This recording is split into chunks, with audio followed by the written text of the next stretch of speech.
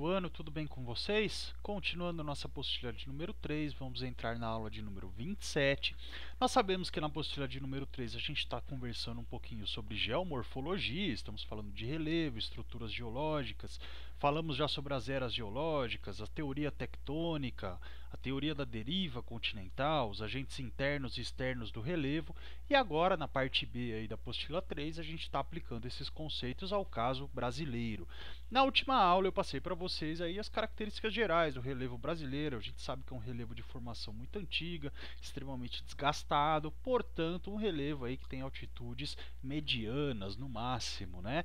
Com exceção de algumas regiões, a gente pode lembrar, por exemplo, o escudo cristalino das Guianas, lá na região amazônica, bem ao norte do Brasil. A gente pode lembrar a Serra do Mar aqui na região do estado de São Paulo. São regiões que têm aí, no caso, uma elevação de relevo com uma altitude um pouco maior.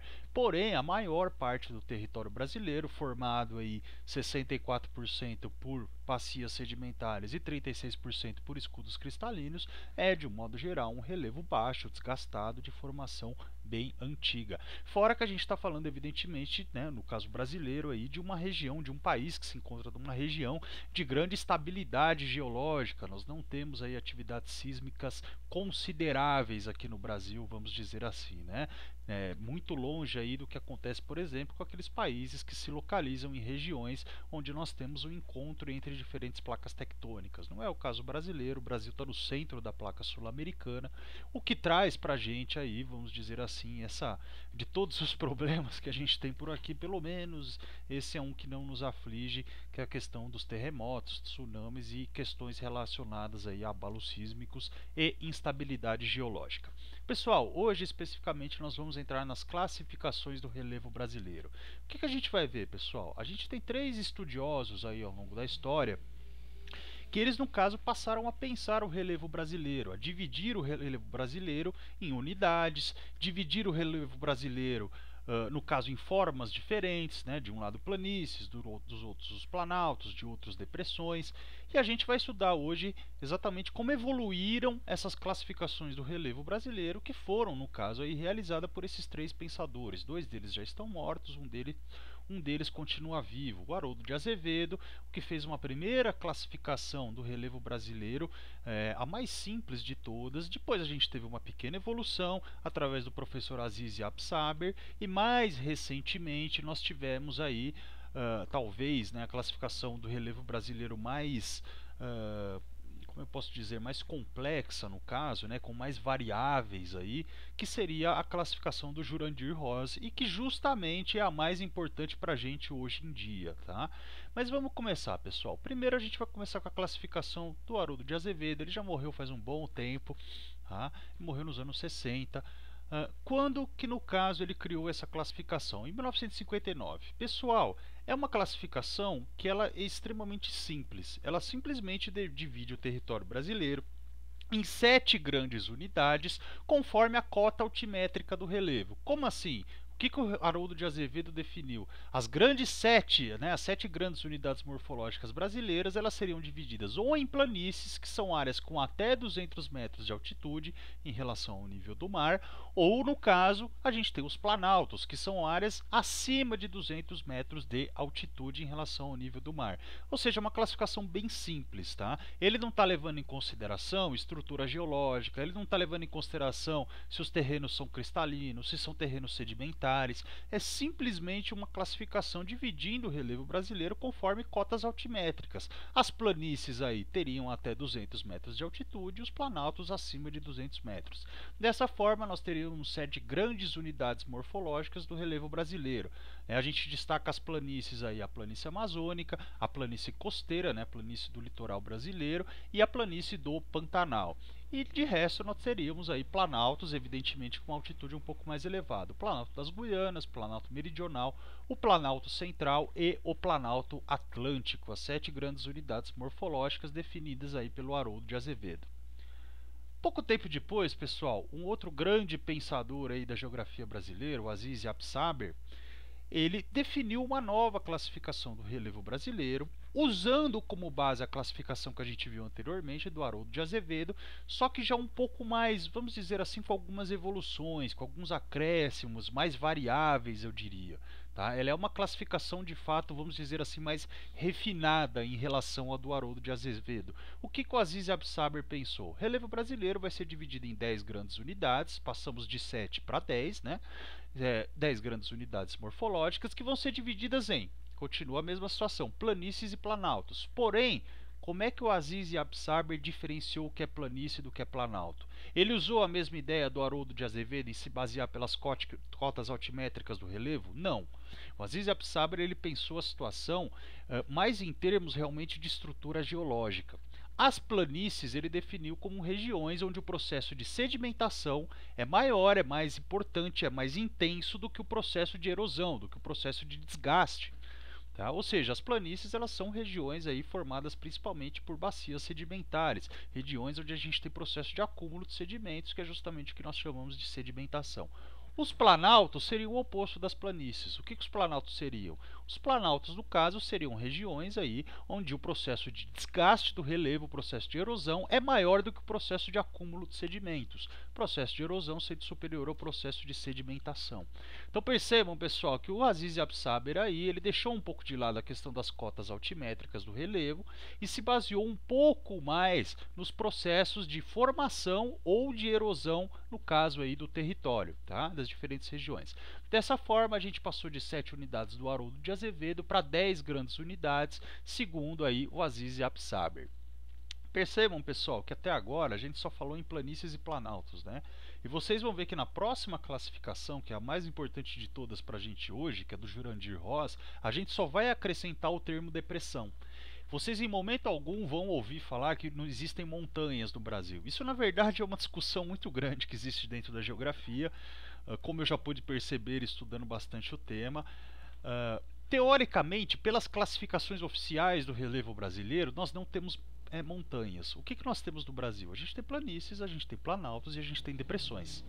Tá? Montanhas, teoricamente, seriam formações de relevo que a gente só encontra em regiões de dobramentos modernos, em regiões de encontro de placas tectônicas.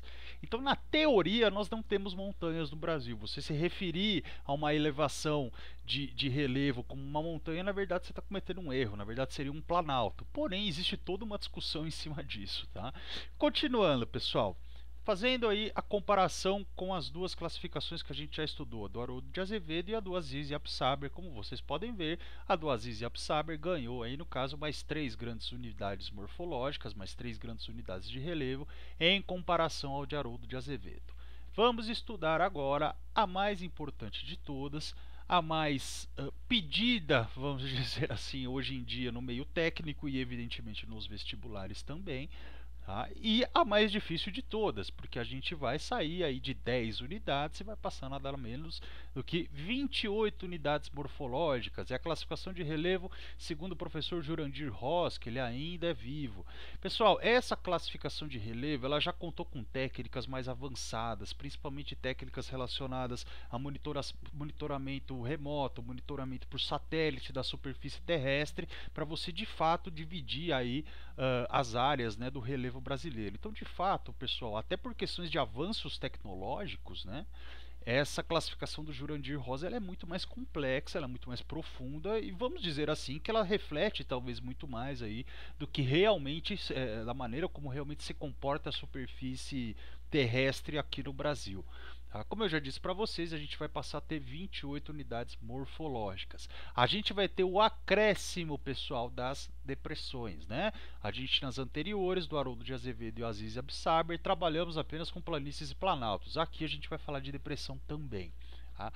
Qual é o critério utilizado pelo Jurandir Ross em sua classificação? Qual que é o critério aí que ele, no caso, utilizou, evidentemente, né, municiado de tecnologias mais avançadas que o ajudaram a estabelecer essa classificação. Ele levou mais em consideração, pessoal, a estrutura geológica que formou as grandes formas de relevo do território brasileiro, o fator estrutural, a estrutura geológica, portanto, ou se é sedimentar ou se é cristalino, visto que no Brasil a gente não tem o terceiro tipo, que é os dobramentos modernos, e ele levou em consideração também os fatores de modelagem, de escultura, os fatores do caso aí que ao longo do tempo desgastaram e modelaram o relevo. A gente pode pensar no caso né? Sempre modelagem de relevo, a gente já estudou isso, os agentes externos do relevo.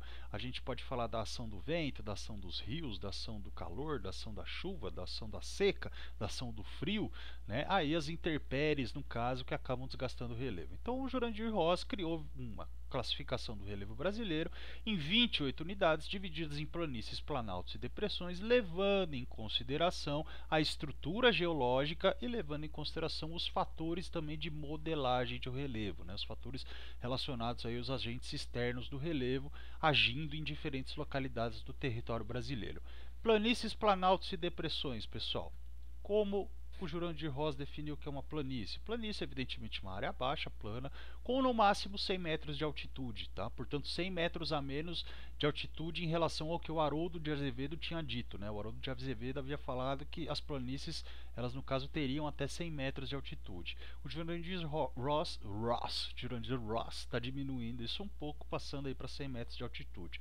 Fora isso, ele afirma que nas planícies, levando um pouco em consideração o que o Aziz Absaber tinha dito, elas são formadas aí por regiões sedimentares, né, por acúmulos de sedimentos que podem ser levados tanto por rios como por lagos, como até pelo Oceano Atlântico mesmo. O que seriam os planaltos, pessoal? Seria uma área irregular com grande inclinação acima de 300 metros de altitude, tá? Portanto, áreas aí um pouco mais elevadas, formadas mais por processos erosivos, formadas pela erosão de antigas formações cristalinas e sedimentares, formações residuais de antigas superfícies erodidas. O que o Jurandir Ross está afirmando para a gente que são os planaltos? Ele está falando, pessoal, que os planaltos eles dizem respeito a áreas antigas de formação. Tanto elas podem ser cristalinas como elas podem ser sedimentares, tá? Que são os dois tipos aí de estruturas geológicas que encontramos no Brasil. O importante é você imaginar o Planalto com uma área um pouco acima de 300 metros de altitude, formada uma área, portanto, antiga, que no caso aí já sofreu um grande processo de desgaste, né? Por isso que a gente chama de formações residuais, é a formação que sobrou, vamos dizer assim, após os processos de desgaste que acontecem há milhões e milhões de anos. Por último, vamos ver o terceiro conceito que o Jurandir Ross colocou aí pra gente, o conceito de depressões. São áreas mais planas que os planaltos, elas variam de 100 a 500 metros de altitude, né? Ou seja, tendo 500 metros de altitude, elas podem ser até maior do que alguns planaltos. Porém, as depressões elas são mais suaves, né? Elas não têm uma inclinação tão grande, elas não têm uma área tão irregular, né? Como geralmente são formadas as depressões segundo o Jurandir Ross? Possuem suave inclinação, como eu já falei, são formados por prolongados processos de erosão. Depressão, como nós sabemos, pessoal, é aquela área rebaixada em relação ao seu entorno. O que a gente está vendo aqui? A gente tem um planalto, tá? E dentro desse planalto, em meio a esse planalto, a gente tem uma depressão, tá? O que isso está mostrando para a gente? Que essa área onde justamente vocês estão observando a depressão, ela é uma área rebaixada em relação ao seu entorno, que surgiu provavelmente por conta aí de uma série de processos de erosão que cavaram justamente essa depressão. Tá? Então Jurandir Ross está falando o que para a gente? Que as depressões podem se encontrar entre 100 e 500 metros de altitude. A inclinação delas é muito mais leve do que a inclinação do planalto, que forma essas escarpas bem íngremes, né? Porém, elas são formadas por prolongados processos de erosão, assim como os próprios planaltos. Beleza, pessoal? Foi dessa forma que o Jurandir Ross definiu aí os três tipos de, as 20 unidades morfológicas do Brasil, divididas em três tipos de formação de relevo: as planícies, os planaltos e as depressões.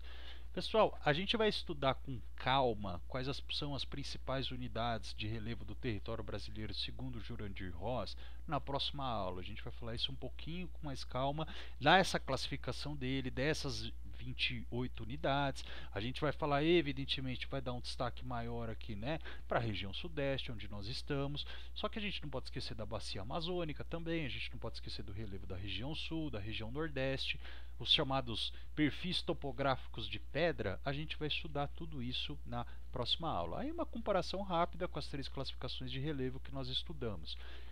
Rapidamente, algumas coisas que nós vamos estudar na próxima aula. A gente vai, no caso, se apegar muito mais, de fato, pessoal, ao nome das unidades em si. Tá? Aqui Então, um perfil topográfico no caso da região nordestina, né? Inclusive, ela mostra pra gente o porquê que existe o problema da seca no sertão nordestino. De um lado nós temos o Planalto da Borborema, do outro a Chapada do Araripe, e entre eles uma depressão que nós chamamos de depressão interplanáltica sertaneja. Justamente por conta dessas duas regiões mais elevadas aqui em relação à depressão, o que, que acontece? As massas de ar úmidas, ou que vêm do litoral ou que vêm da região amazônica, elas não chegam na depressão sertaneja, justamente porque elas são barradas aí pelos planaltos que estão à sua volta. Por isso a gente tem o problema da seca no sertão nordestino. Tá? É um exemplo de alguma coisa aí, de algo que a gente vai ver na próxima aula. Perfil da planície amazônica, pessoal. Planície amazônica mais ao norte, o Planalto das Guianas, onde nós temos aí a região, aí no caso, né, das maiores altitudes do relevo brasileiro. Depois, na direção norte-sul, no caso aí o relevo vai baixando até a hora que chega de fato na chamada planície amazônica, por onde percorre, no caso, o rio Amazonas. Tá? Lembrando que a planície amazônica, assim como a vegetação amazônica, ela é encontrada sempre em três estratos, né? Ou na mata de várzea, que no caso é uma região que passa o ano inteiro alagada, ou nos chamados tesos, que passam 6 meses do ano alagados, ou nas matas de terra firme, que são as regiões um pouco mais altas, que não passam nenhum momento do ano alagadas.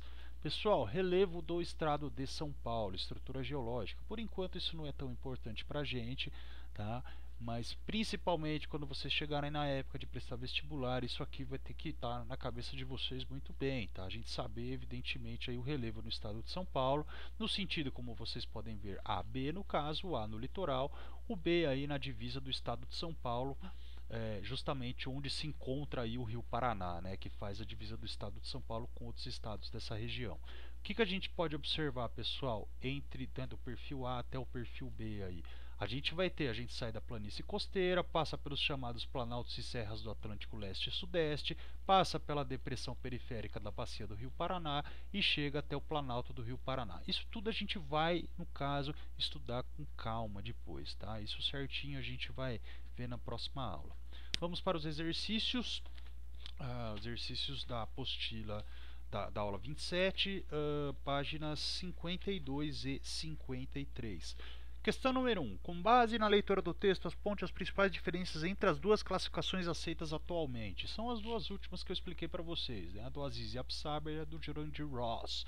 A do Aziz Absaber, como eu falei para vocês, ele divide aí o terreno brasileiro em 10 grandes unidades morfológicas, divididas aí no caso em planaltos ou planícies. As planícies, o processo de sedimentação seria superior ao processo de erosão, enquanto os planaltos, o contrário, o processo de erosão é maior que o processo de sedimentação. Classificação do professor Jurandir Ross considera 28 unidades morfológicas, acrescentando entre elas o conceito de depressão. Tá? Lembrando, pessoal, que são depressões, planaltos e planícies, segundo aí o Jurandir Ross. Como é que ele dividiu cada uma delas, né? Os planaltos, o Jurandir Ross falou que na verdade são formações antigas de relevo que já sofreram um grande processo de erosão, sejam elas formações sedimentares, sejam elas formações cristalinas. Geralmente as planícies estão mais ligadas, diferentemente dos planaltos, a regiões de sedimentação, enquanto as depressões, no caso, também aí tem relação com terrenos erodidos que já sofreram um grande processo de erosão, terrenos portanto antigos, no caso, formando evidentemente aí essas regiões rebaixadas que nós conhecemos como depressão. Pessoal, 2. De acordo com o professor Aziz e Nassib Absaber, são 10 as unidades morfológicas, dentre as quais 3 planícies. Complete a tabela com as principais características dessas planícies brasileiras. A planície amazônica foi a que eu já falei um pouco mais para vocês, a planície do rio Amazônica, que ela é dividida em 3 porções, né? As matas de terra firme e as matas de várzea, que são aquelas que passam, né, boa parte do ano, aquelas que passam um ano inteiro alagadas, além dos tesos que passam 6 meses do ano alagados e os outros 6 meses não. A planície do Pantanal, onde está localizada aí uma das maiores planícies alagadas do mundo, a planície do Rio Pantanal, principalmente nos estados de Mato Grosso e Mato Grosso do Sul. Vamos ver o que ele fala de característica aí pra gente, formada por terrenos sedimentares recentes, né? Lembrando que as planícies na classificação do Jurandir Ross são justamente regiões formadas por intensos processos de sedimentação. Sendo assim, todas elas a gente vai classificar evidentemente como terrenos sedimentares. Sedimentar, no caso, terreno sedimentar quaternário, o período quaternário da era Cenozoica é um terreno relativamente recente, né, se a gente for comparar com a maioria do território brasileiro. Ao longo dessa planície aparecem alguns acidentes que recebem o nome de cordilheiras, né, que muitas vezes nessa região aí elas podem ser chamadas também de chapadas. Tá? A planície costeira, a planície aí que se estende por todo o litoral brasileiro, desde o estado de Amapá, na região norte, até o Rio Grande do Sul. Se é uma planície, significa que ela é formada também por terrenos sedimentares, um pouquinho mais antiga que a do Pantanal, ela é do período terciário, não do quaternário. Né? E apresenta ao longo de sua extensão elementos como falésias, restingas, baías e lagoas. Tudo isso a gente vai conversar um pouquinho mais nas próximas aulas. Tá? Todos esses conceitos, apesar que são conceitos bem simples, que a gente vai citar aí nas próximas aulas. Vamos para, no caso, a questão de número 3. Segundo o professor Jurandir Rosa e sua equipe de geógrafos, planaltos, planícies e depressões são as formas predominantes do relevo brasileiro. Complete a tabela com o conceito dado para ele para cada um dos três. O que é o planalto? Até acima de 300 metros de altitude, geralmente regiões residuais aí, que surgem através, evidentemente, de um relevo muito antigo que já sofreu grandes processos de desgaste, grandes processos de erosão. Planícies, superfícies mais planas, mais baixas que os planaltos, com até 100 metros de altitude, formadas geralmente por regiões, aí no caso, relacionados a sedimentos, acúmulos de sedimentos, portanto, regiões sedimentares. Depressões, pessoal, superfícies entre 100 e 500 metros de altitude em relação ao nível do mar, com uma inclinação menor do que a dos planaltos, formadas por grandes processos de erosão. Na próxima aula a gente vai estudar aí, existem 3 tipos de erosão segundo Jurandir Ross, as periféricas, as marginais e as interplanáuticas. Beleza, pessoal? Muito obrigado.